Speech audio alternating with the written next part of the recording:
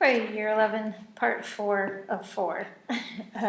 Let's pick up on page 191, where we're at the final part of the final conversation between Jean and Finney. So first full paragraph on page 191. And it's talking about Finney. Yeah, his face. Okay. His face had been struggling to stay calm as he listened to me, but now he was crying, but trying to control himself. It was just some kind of blind impulse you had in the tree there. You didn't know what you were doing. Was that it? Yes, that was it. Oh, that was it, but how can you believe that? How can you believe that? I can't even make myself pretend that you can believe that. I do. I think I can believe that. I've gotten awfully mad sometimes and almost forgotten what I was doing. I think I believe you. I think I can believe that. Then that was it. Something just seized you. It wasn't anything you really felt against me. It wasn't some kind of hate you felt all along. It wasn't anything personal. No, I don't know how to show you. How can I show you, Finney? Tell me how I can show you. It was just some ignorance inside me, some crazy thing inside me, something blind. That's all it was. He was nodding his head and his jaw tightening and his eyes closed on the tears. I believe you. It's okay, because I understand and I believe you. You've already shown me, and I believe you. Super powerful, emotional moment, this final conversation. And let's take a look at the notes here on slide 9 here. First off, we have that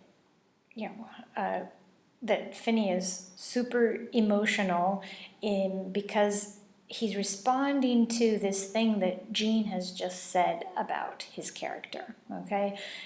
Jean refers to it as the long-felt, long-understood view that he shared. And that's the idea that Finney would be no good at war, okay? He's commenting on who Finney is and saying something important and profound about who Finney is as a person. And Finney's, it brings a lot of emotion out of Finney. Then they move on to the sort of thing they've got to talk about. The thing that was trying to be discussed the night before was the fall out of the tree, okay? And what we see Finney verbalize is what Jean had been thinking on his way to the conversation. And this idea that it was just a blind impulse, that he didn't necessarily do it at a conscious level, okay? That it was something that grabbed hold of him and took possession of him for just a split second before he could even sort of recognize it, okay? Now, this is the explanation. You get your chance to say what you think about that in a minute, okay? We have this repeated questions from Jean on how Finney could possibly believe that, okay? It's what Jean had determined was true, and he can't believe that Finney is accepting it as truth, okay? But Finney, relates it to his own experience and says, oh, yeah, sometimes I've just gotten so mad that I momentarily forgot what I was doing. It's maybe you've had an experience where you've just responded instinctively in anger and lashed out at someone either verbally or physically before you really knew what you were doing or saying. And as soon as it happens, as soon as the words come out or the hand raises or foot whatever, you're immediately sorry for what you've done. But it's a takeover. It was sort of like not planned, and that's how he's trying to describe it, okay? And so you have this idea that between the two of them, they're determining it wasn't hate, it wasn't personal, but rather like something that sort of overwhelmed and overtook him, seized him. And Jean uses some really key terms here, and those are ignorance, crazy, and blind. Okay, you're going to see this word ignorance come back around later on in chapter 13. Okay, this idea of ignorance, and it's a really key idea. So don't forget about it. But Jean's explanation here, as he and Finney are having this, finally coming to terms with what happened in the tree, the thing that Finney hasn't wanted to talk about, and the big secret they've been carrying this whole book. That in the end, the explanation is that his action of jouncing the limb and causing Finney to fall out of the tree and having a life-altering accident and injury, that it was ignorance and like this momentary craziness, a momentary blindness, okay? And the conversation ends with Phineas crying and repeatedly telling Jean, I believe you. I believe you. Okay? He's this explanation of blind impulse, something he didn't necessarily think through and plot ahead, that it was just a split-second thing that caused this terrible accident, that he believes that. Okay? He accepts this explanation. And this is a really important question that I want you to make sure that you're spending enough time with. Okay? Do you find this explanation satisfactory? If you were Phineas, would you believe Jean? Why or why not? Okay, I want you to sit with this question. Pause the video, and if we were in class, I would have you do a timed write. So set a timer for 5 minutes and just start writing on this topic and ask yourself if you're satisfied with this, if you would accept this from a friend, and why or why not. Or you can specifically discuss in Jean's case if you think it's a satisfactory or reasonable explanation. All right, pause the video.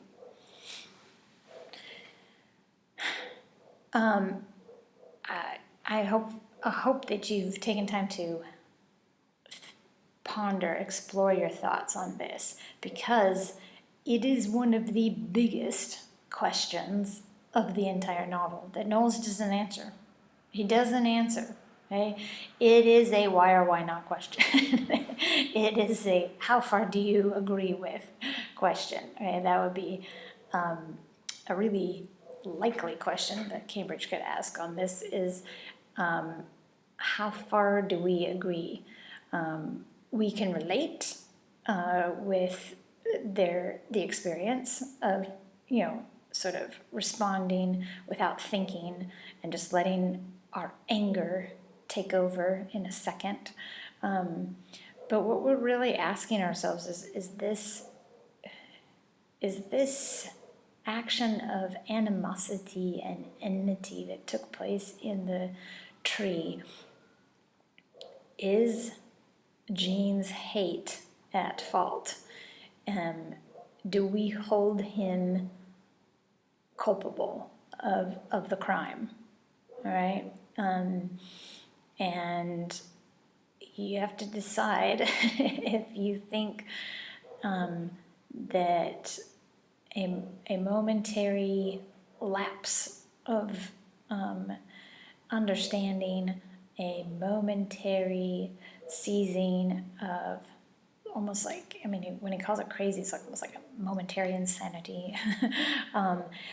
But this sort of ignorance and blindness, being able to describe what happened up there. And one of the big debates in this book is, did this happen at a conscious level or a subconscious level? But we clearly know that Jean was feeling a lot of negative feelings towards Finney as they went to the tree on the night that he was jounced out of it. He had felt that Finney was a rival, but then he was kind of energized by the fact that Finney was his rival. But the night that he jounced him was not in response to that rivalry, but in response to the fact that when he finally realizes that Finney wasn't actually competing with him, and how sort of angry and insulted he felt by the fact that he wasn't sort of on Finney's level, that Finney was above that kind of thing.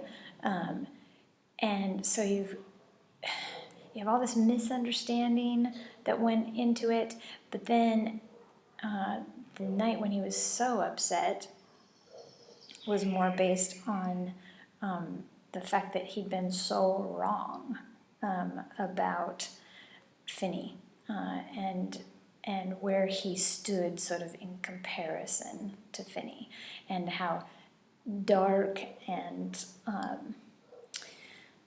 hateful he felt when standing side by side with Finney. And then he proceeds to act out of that darkness and that jealousy and that rivalry. So can we believe that it was a blindness and ignorance and not hate and not something personal? I tend to think that it was quite personal, and even if he only felt it for those few weeks and really intensely in that moment, it was real angst and real tension between the two of them, even if it disappeared after that fall. And if it disappeared because then Finney wasn't as strong later on, if they were more even then because of Finney's disability, that's a bigger question. Anyway, either way, what you have here is forgiveness on Finney's part. He is forgiving what Jane did, and we also see another demonstration of Finney's character. And Finney's going to tend to believe the best in others, and that includes Jean. Okay, so he's choosing to believe this best case explanation of what happened, and perhaps it's a denial of the truth. And we have definitely seen that Finney doesn't accept truth that he doesn't like, and here's a truth that's hard to swallow. Your best friend jounced you out of a tree and broke your leg and changed your life. Let's go with the nicer version of that, which is it was just a moment, a split second of stupidity and craziness, and he didn't mean it. Okay, so we could go on and on about this, but we're gonna keep moving. All right. The next part of the story, this last part of chapter 12, deals with the day that, the rest of this day. And I'm not going to spend time reading it here, but from the bottom of page 191 to the top, the top of page 193, we get this like detailed run through of Gene's day, all these specific times and all these like really unimportant details about like what he ate and what he did and every second, how he spent every minute. And we think, why on earth is he detailing out this day like this? And I think it's a really interesting effect that we know he's about to find out. Okay, on either side of this day, he has this super important, final conversation with his friend, where forgiveness is exchanged and understanding is reached between the two of them. Big, powerful, moving moment, emotional, and then after this description of his day, he's going to find out that Finney has died. Okay, really significant things, and in between, all of these really insignificant details about his day. And one effect I think Knowles is trying to create is how when we have a really traumatic experience in our life, the details surrounding that are embedded in our memory. And so we know Gene, the narrator, is telling this story from 15 years in the future, or 15 years past anyway. And he remembers all these details about the day Finney died. And that is really actually pretty normal. When you have something really tragic happen, even all the little details about that moment or about that day are logged because of the trauma and the shock of the other thing, of the traumatic event that happens in that day. And while it would be great to investigate that, it's a really interesting effect that he creates with that. And you do get this sense as you read it, with obviously this isn't our first time reading it, but the first time you read it, you get this, you start thinking to yourself, why is he detailing out everything that he ate for lunch? and as it continues with all these details, you do get this foreboding sense that something's not right, okay? He hasn't detailed out the rest of the story like this. But let's pick it up on page 193 when he finally gets to talk to Dr. Stanpole, okay? And he is waiting for Dr. Stanpole, and he says, I don't know, about a third of the way down, Dr. Stanpole didn't notice me until he was almost past me, and then he stopped short. His eyes met mine carefully, and I said, well, how is he, sir? In a calm voice which, the moment after I had spoken, alarmed me unreasonably. It's like he has that premonition, that sense of dread. Dr. Stanpole sat down next to me and put his capable-looking hand on my leg. This is something I think boys of your generation are going to see a lot of, he said quietly. And I will have to tell you about it now. Your friend is dead. He was incomprehensible. I felt an extreme cold chill along my back and neck. That was all. Dr. Stanpole went on talking incomprehensibly. It was such a simple, clean break. Anyone could have said it. Of course I didn't send him to Boston. Why should I? He seemed to expect an answer from me, so I shook my head and repeated, why should you? In the middle of it, his heart simply stopped, without warning. I can't explain it. Yes, I can. There's only one explanation. As I was moving the bone, some of the marrow must have escaped into his bloodstream and gone directly to his heart and stopped it. That's the only possible explanation. The only one. There are risks. There are always risks. In an operating room is a place where the risks are just more formal than other places. An operating room and a war. And I noticed that his self-control was breaking up. Why did it have to happen to you boys so soon here at Devon? The marrow of his bone, I repeated aimlessly. This at last penetrated my mind. Phineas had died from the marrow of his bone flowing down his bloodstream to his heart. I didn't cry then or ever about Finney. I did not cry even when I stood watching him being lowered into his family's straight-laced burial ground outside of Boston. I could not escape a feeling that this was my own funeral, then you don't cry in that case. All right, that's the end of chapter 12. Let's go on to the last slide here. All right, Phineas's death. We've got some key quotes here. His heart simply stopped. Marrow escaped into his bloodstream, gone directly into his heart and stopped it. I want you to pause the video right now and answer this question in your notebooks. What might Knowles be trying to communicate through this description and manner of death? Okay, hopefully you've taken some time to think about the way that Knowles decides to have Finney die. Okay, he's in control of the story. So he came up with this method of death. And what we have is his heart simply stopped. And it's the marrow from his broken leg that goes straight into the heart and stops his heart. Now, you may have come up with some ideas, like the idea of the broken leg being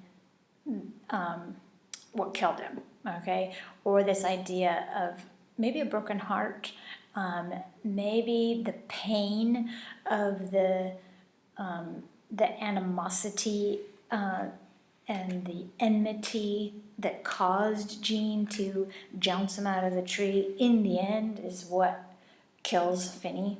Not just maybe, like figuratively, but, literally, physically kills him.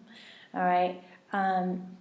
This idea of friendship that's been broken by rivalry and enmity is too much for the good heart of Finney.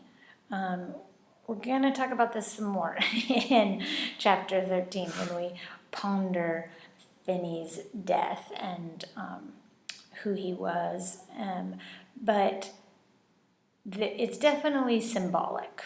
The way that Knowles decides to have Finney die is the connection to the broken leg, and the broken leg, of course, being the work of Jean. And the reason it's the work of Jean is because of this enmity that Jean feels towards Finney. Not based on anything necessarily that Finney's done, but remember, it's all the stuff that Jean has imagined is going on between the two of them. This imagined rivalry and then the resulting enmity he feels. And really, a lot of it comes too because he puts Finney up so high above him, regards him almost godlike, has such sort of reverence for him. And so it's like Finney's like the object of his love and worship, but yet so jealous and worked up over needing to match Finney's status as a friend. It's complicated emotions. Okay. Lastly, we have Jean's reaction to Finney's death. I did not cry then or ever about Finney. He says he doesn't cry at the funeral because when he goes to Finney's funeral, he couldn't escape the feeling that it was his own funeral. That's a question that I've got here as a final question. What could he mean by saying that Finney's funeral felt like his own funeral? Go ahead and pause the video and write some ideas down before listening to some of my thoughts. Okay. Well, this just continues on the same theme of identity, of Jean identifying, being codependent on Finney, especially after the accident. All right, after the tree accident, that sort of inequality that Jean felt they become more equal, really, in Jean's mind. Okay, remember, everything's through Jean's mind that we get in this book. Because Finney is more helpless once he has a broken leg, they become more evenly matched, which, we could darkly say is what Jean wanted all along, is to be equal with him. And then this codependency identification with each other, Jean taking on and living Finney's dreams for him, and then finally this idea that comes through in chapter 13. He says that Finney's spirit sort of lives on in Jean. Maybe we could just simply say that because they identify with each other so much, or because Jean wants to be Finney so much, when Finney dies, he feels like part of him dies. Okay, that could be one interpretation. It also could also have to do with this whole sense we were talking about when he's wandering around Devon after the second fall down the stairs, where he feels detached and ghost-like, like that he's going through some kind of some sort of death. Okay, and maybe that is just being finalized when Finney dies, and that part of Jean really has died and gone away, and making room for a full merging of Finney and Jean. I know this sounds kind of way out there, but it simply could be sort of old Jean dying, or some of the old dark parts of himself he's able to finally get rid of and put away, because his source of rivalry and enmity and worship and this discontent that Finney has always kind of brewed inside him can finally just be put away, and he can just settle into an identity that he's content with. It's an open thing for you to interpret what he means by this. What can he mean by feeling like Finney's funeral is his own funeral? What you need to decide what part of Jean has died. What part of his life has died because of Finney's death? Or what does he put away, or what does he not need anymore due to Finney dying? These are big questions, and not easily answered, and there's not one right answer here. It's for us to explore and philosophize on what he means by this. Okay, we'll talk further about how this is further developed in chapter 13. Okay, so stay tuned. The last thing really for this week's work is for you to answer the passage-based question that I handed out from chapter 12. Okay, if you don't have that, I will be posting picture copies of it. Okay, but I think everybody has a copy of it. I would like those typed up, those responses, please. See the instructions for everything that I'm going to want from you guys. All right, thanks for tuning in and listening to these lectures.